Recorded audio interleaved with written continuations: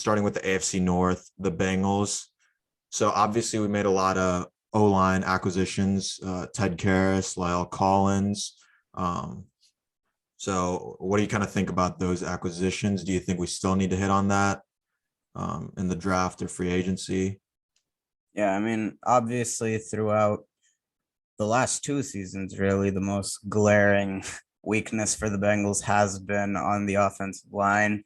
Um, Joe Burrow, in spite of staying upright last year, still you don't want him taking like what was it, like 50 plus sacks Oh throughout the yeah, if you season. include, I think it was like if you include the playoffs, I think it was 70 or 80. So Yeah, I mean, obviously it hasn't been your typical NFL offseason this year throughout the league. And um, I mean, definitely, I think that Bengals fans will be very satisfied with the moves they've made already throughout free agency. The big splash being Lyle Collins and um, getting a chip off that Dallas offensive line that's been so great over the better part of the last, I don't know, like almost decade. yeah, Um, yeah, I mean, it's clear that the Bengals front office knows that's priority number one, which is definitely encouraging if you are, as both of us are, Cincinnati natives. And yeah, just keep building on what's obviously been such a productive core over their very short tenure so far in Cincinnati. yeah. No, I completely agree with that. Um, O-line acquisitions are huge. We already made it to the Super Bowl last year, this past year. So, if keeping Joe Burrow upright is a huge priority this season, and I think um, we can make it just as far again this year. Another need kind of for the Bengals is cornerback. Mike Hilton and Chidobe Awuzie were amazing last season, and then we got Eli Apple over there. um, he was still a solid corner, but I feel like in the big moments he just did not play as well as he needed to, and kind of gave up some big plays where they changed kind of the outcome of the game.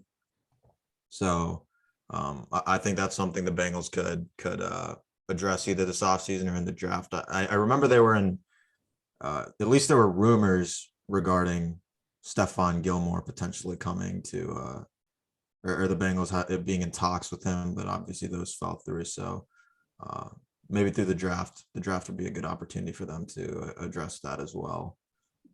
I mean, for sure. I mean, they had moments like this whole second half against Kansas City and pretty much throughout the playoff run. But yeah, it did feel like the secondary was a bit bend but don't break throughout the Bengals run this year.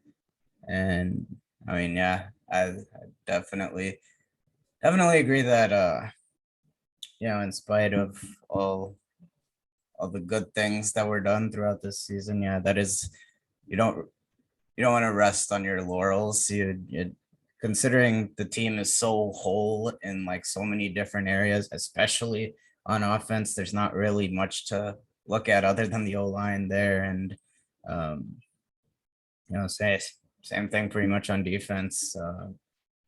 Yeah, you can really through the draft and already with the O lineman moves, you can really just shore up those areas of somewhat weakness, but like nah, only the O line's really the glaring issue. So Yeah, yeah, and then yeah, another thing I kind of wanted to touch on too. I feel like this off season's been so crazy, like possibly one of the craziest off seasons, definitely in recent history, potentially like ever, mhm. because of Joe Burrow and Jamar Chase over the last couple of years. I think teams saw that and saw the Bengals go from worst in the league 2 years ago to making the Super Bowl this year, and now teams are like, they're trying to acquire that one big piece, and then trying to make that work, and thinking it'll kind of flip the script on their organization as well. So, what are your kind of thoughts on that? I mean, for sure, like the they've definitely laid down a bit of a template in being able to flip flip your fortunes in just one good off season. Yeah. And for the most part, it was through the draft of like Jamar Chase, of course. He already had a lot of great skill talent on the Bengals, and um, just putting weapons around your franchise guy is how far it can take you. Because I mean, as I said before, no real areas aside from the O line that are glaringly weak, but at the same time, they wouldn't have been a team that you would have said could make this Super Bowl run, even heading into the playoffs, having won the NFC North. But just getting so many weapons around your franchise player, just and riding them to pretty much the promised land almost. Oh, Yeah, they've laid down the template, and yeah. yeah, you've seen the results of it, and so many more teams being just so aggressive this offseason. Yeah. Yeah. No, I completely agree with that. Um, we can switch teams here. One last thing. I thought Jamar Chase was the wrong pick last year. In hindsight, clearly I was wrong, but yeah, we can switch from there. Um, so now we can go look at the Browns, another Ohio team here. A couple of needs. Edge, Miles Garrett definitely needs some help on the other side. Obviously, he's a phenomenal player, but he can't do it by himself. I think that D line, just in general, needs a little bit of help. And then obviously the whole Odell debacle. With him leaving, they acquired Amari Cooper, but Jarvis Landry wants, I think, like 20 million a year. So odds are he's not going to be re-signing with the Browns. So they still have like Donovan Peoples-Jones, some solid receivers there, but I think, with the acquisition of Deshaun too, I think you really got to surround him with as many weapons as you can. And it, it feels like they went all in with the 230 million. So like, if you're going to go all in on that offense. So I think wide receiver is kind of something they need to take a look at this offseason as well. Yeah, for sure. In spite of the fact that I am not a fan of Baker Mayfield, yeah, I don't know if anyone is. it's yeah. I mean, clearly Cleveland wasn't either. But at the same time, like the it was a combination of obviously like the injuries, and then as you said, he never clicked with Odell, which was much to my dismay, me being a big OBJ fan and having to watch every Browns game, looking at Odell running his routes and seeing him open and either getting it bounced at his feet or just not it was dark. It was a tough time to be an OBJ fan through these last what to 3 seasons that he spent in Cleveland. Yep. But yeah, it comes back to the skill talent aside from like Chubb, and I do like David Njoku as a tight end. I don't know why. I mean, at least in my observations, like Baker like seemed to like Austin Hooper a lot more. But yeah, of course, a lot of good, like decent wide receivers, as you said, but yeah, nobody that could really take the top off a defense. And Odell was supposed to be that guy, but it never clicked. And yeah, with Deshaun Watson being there now, I mean, he as he showed in Houston, he is the caliber of quarterback, assuming that he'll be able to pick right up, having not played in a while. that can mask a lot of those flaws, but at the same time, you really did expect Cleveland to be further along in not in being able to carry their momentum that they had Yeah. 2 seasons ago, making the winning their first playoff games Yeah. in I believe like 2 decades or so. Yeah. And now they're at a bit of a crossroads with just yeah, their defense wasn't as good this year as we would have Yeah. thought, and like and also and yeah, the skill talent is a question. I mean, Chubb is great, and Kareem too. yeah, but yeah, as I said, the wide receivers probably need some work. Yeah. Yeah. I feel like, especially in the AFC North, if you want a shot at, even making the playoffs now with the Bengals and the Ravens. Steelers, I don't know so much if they'll be a huge threat this year, but we can get to that. But the Bengals and the Ravens, you got to be able to go head to head. You're going to be playing 4 games against them, so you got to at least win 2 of Yeah, those, or we don't even know how much Deshaun is going to be able to play this season.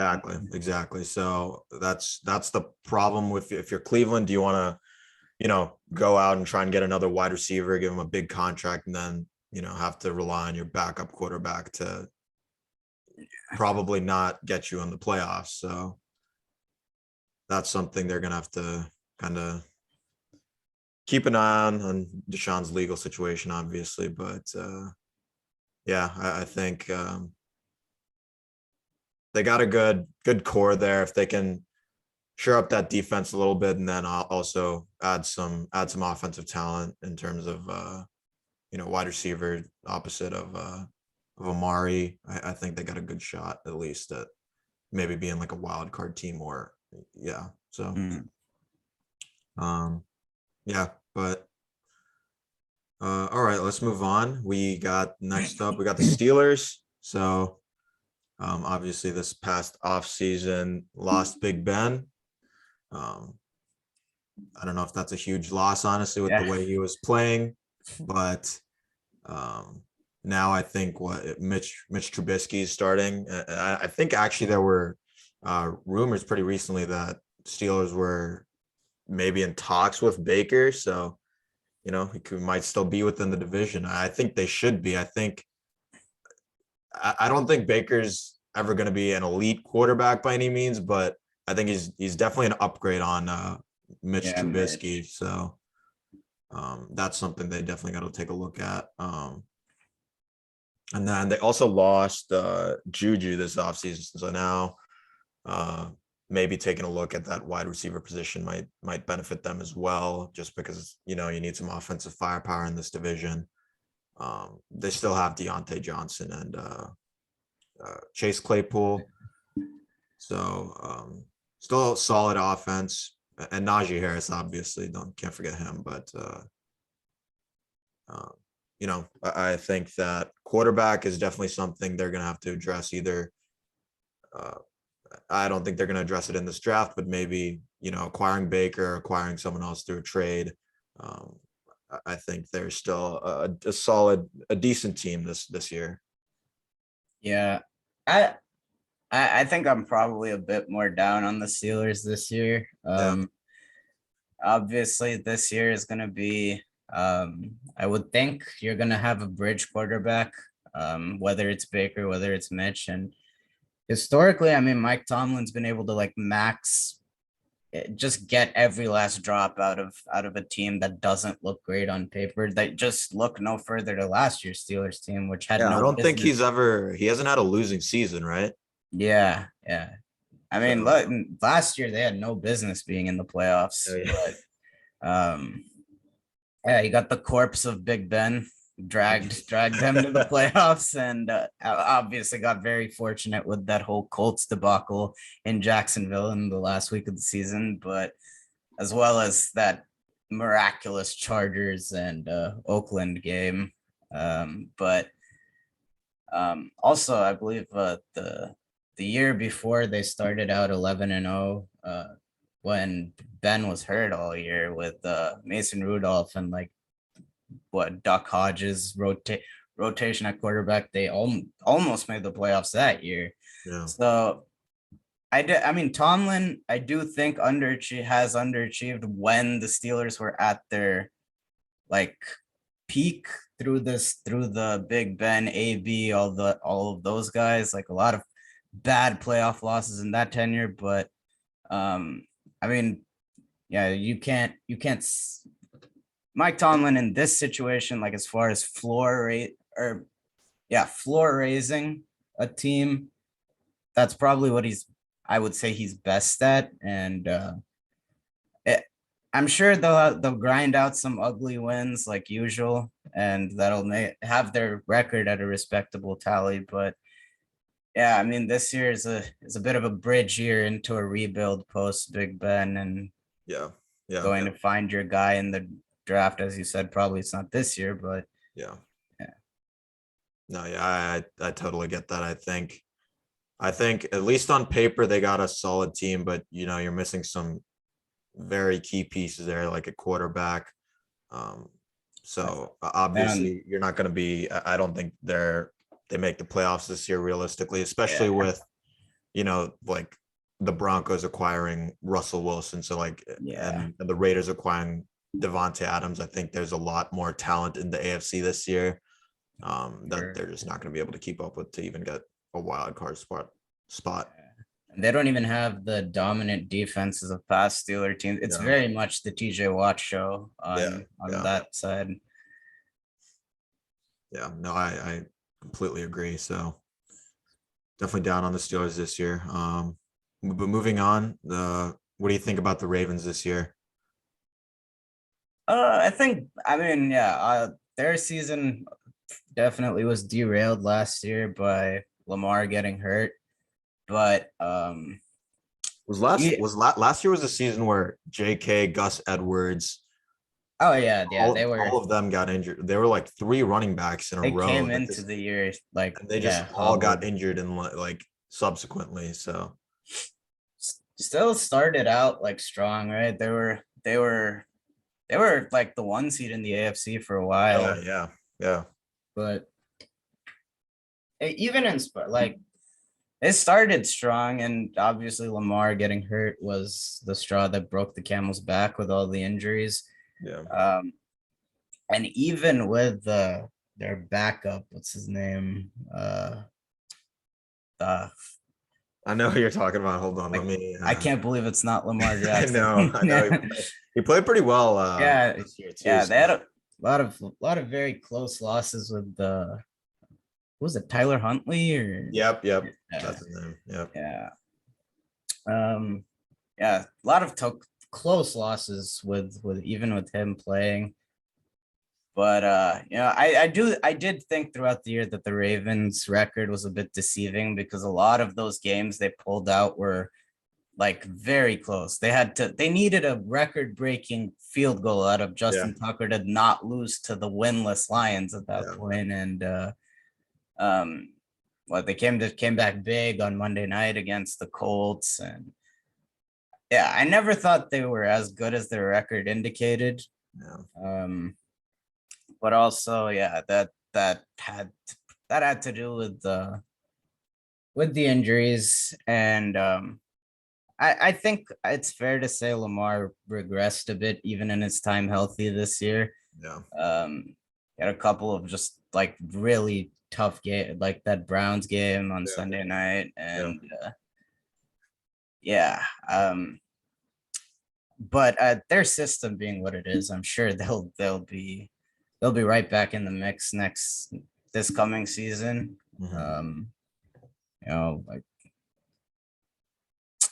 I completely agree. I think the Ravens are kind of they're very good at fighting through adversity, as proven by this offseason. So I think they'll find a way to kind of, grind through games and grind out a win. But I don't know if they have the roster this year to, actually make a playoff run or compete in the playoffs like they might have been able to in the past.